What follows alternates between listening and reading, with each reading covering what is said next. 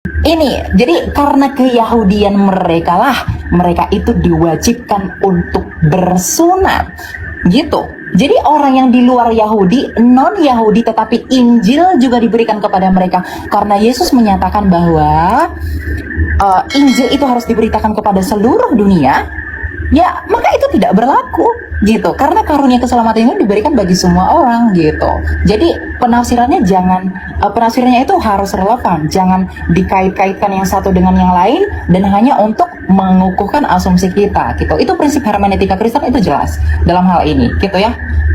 Jadi sebenarnya tidak ada yang bertentangan gitu, Pak Juma. Oke, Silakan. baik. Ya.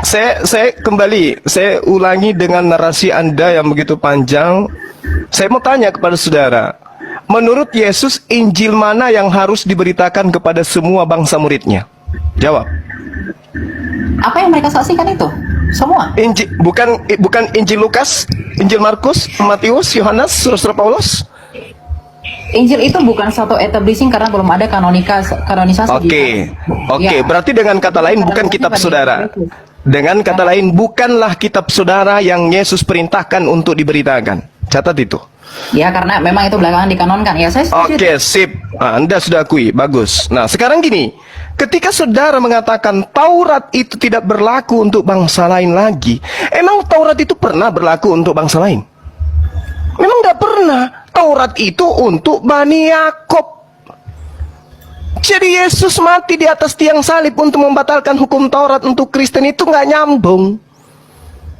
Yesus datang membatalkan hukum Taurat di atas tiang salib untuk Kristen, tidak nyambung.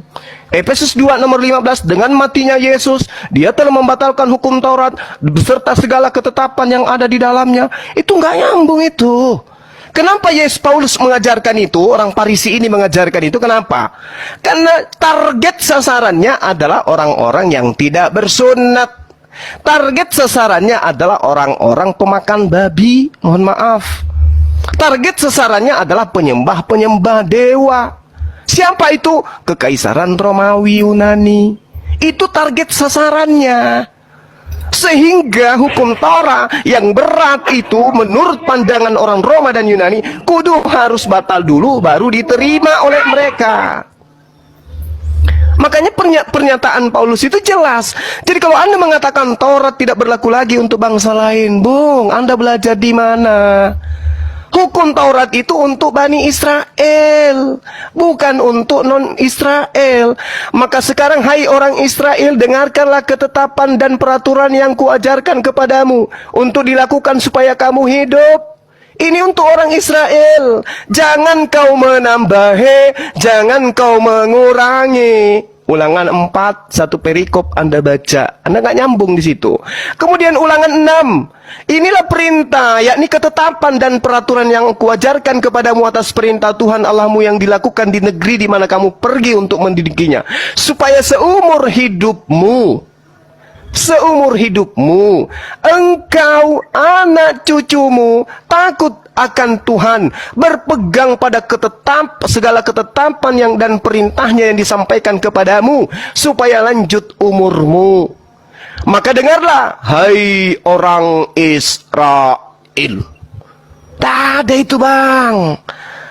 Taurat itu untuk Bani Israel.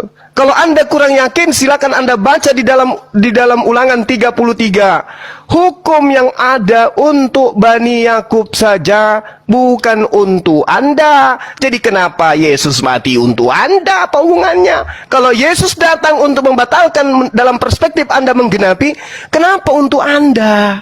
Anda sopo? Di dalam di Ulangan 33 dijelaskan, Musa telah memerintahkan hukum Taurat kepada kita, satu milik bagi jemaah Bani Yakub.